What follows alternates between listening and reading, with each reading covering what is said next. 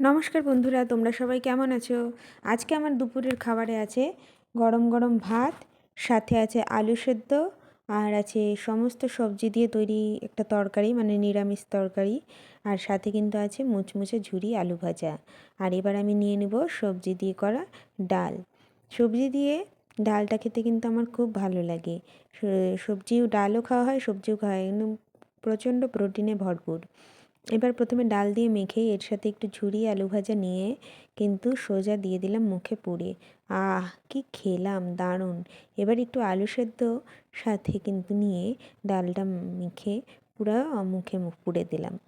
এটাও কিন্তু খেতে দারুণ ছিল। এবার একটু নিরামিষ তরকারি দিয়েও কিন্তু খেয়ে দেখলাম, সত্যি প্রত্যেকটা রান্নাই কিন্তু দারুণ হয়েছে। মার হাতের রান্না অসাধারণ। তো তোমাদের আমার খাবার কেমন লাগলো তা অবশ্যই কমেন্ট করে জানাবে। ভালো লাগলে কিন্তু লাইক, কমেন্ট, শেয়ার আর ফলো করে পাশে অবশ্যই থাকবে। আজকের মতো এখানেই শেষ করছি।